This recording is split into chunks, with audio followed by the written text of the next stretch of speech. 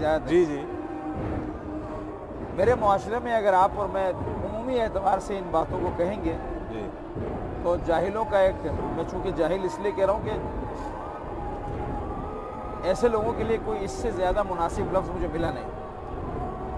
جاہلوں کا ایک ٹولہ کھڑا ہوگا اور آپ کو فوراً کہے گا قبلہ آپ تو مقصر ہو گئے، اور پھر مقصریت کا اسٹیکر لگا کر پورے شہر میں ڈنڈول پیٹے گا. جی جی یہ بھی ایک وجہ ہے نا استاد. ایسے لوگوں کے لیے بھی تو امام نے کوئی اقدام کیا ہوگا جو اہل بیت کی شان میں تقصیر کرتے ہیں. ایک تو یہ ہے کہ میں نے آپ سے کہا کہ آپ نے بات کی، عین حقیقت ہے لیس کمثلہ شیء پروردگار کے لیے. جی پیغمبر اسلام کے لیے خدا نے کہا کہ اے میرے حبیب میں نے تمہیں ان جیسا بنا کر بھیجا ہے. فرق صرف یہ ہے کہ تم پر وہی نازل ہوتی ہے. صفات کے اعتبار سے فرق ہے، جنسی اعتبار سے ہی. آپ اور میں اگر سوسائٹی کے اندر جا کے یہ بات کہیں گے کہ بھائی بدن کے اعتبار سے وہ بھی ہمارے جیسے ہیں، صفات کے اعتبار سے، اپنے کردار کے اعتبار سے ان میں اور ہم میں ہزار زمینوں کا اور آسمانوں کا فاصلہ ہے.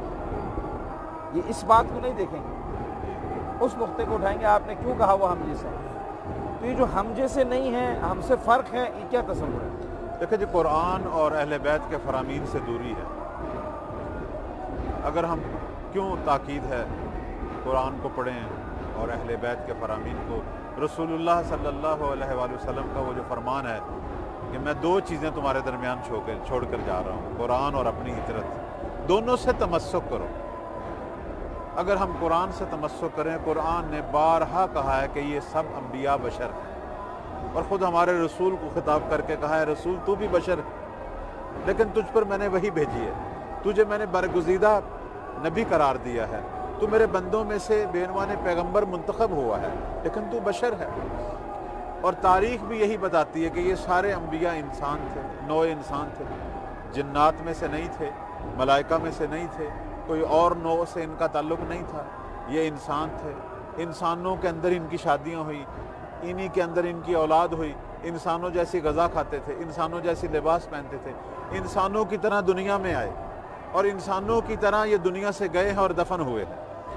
تو اللہ نے بار بار قرآن مجید میں انبیاء کی بشریت کی طرف اشارہ کیا ہے. احادیث میں ائمہ نے اپنی بشریت کو بیان کیا ہے، اپنے آپ کو عباد اللہ بیان کیا ہے. اور ہم نماز کے اندر ہمیشہ تشہد میں اللہ کی الوہیت کے بعد سب سے بڑی ہستی اشہد ان محمدً عبدہ و رسولہ، سب سے پہلے ان کی عبودیت، ان کے بندے ہونے کی جو ہے وہ گواہی دیتے ہیں.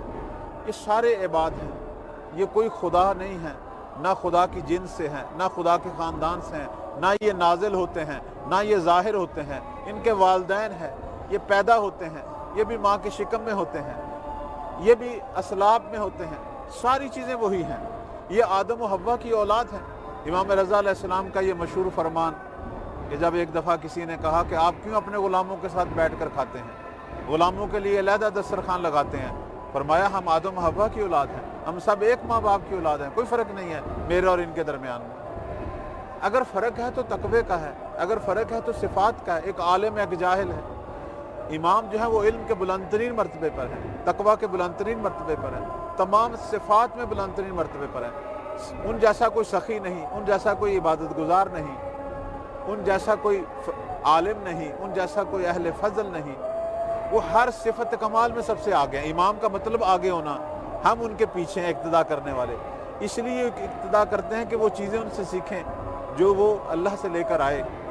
تو ہمارے مولا نے امام رضا علیہ السلام کا شہادت کا دن ہے اور ان کی بارگاہ میں ہیں، اور انہی کے طرف رخ کر کے انہی کے فرامین کو آپ کی خدمت میں بیان کر رہا ہوں. میرے مولا نے سب سے زیادہ غلو اور تفویض کا مقابلہ کیا اور فرمایا یہ دونوں چیزیں مکتب تشیع کے لیے خطرہ ہے.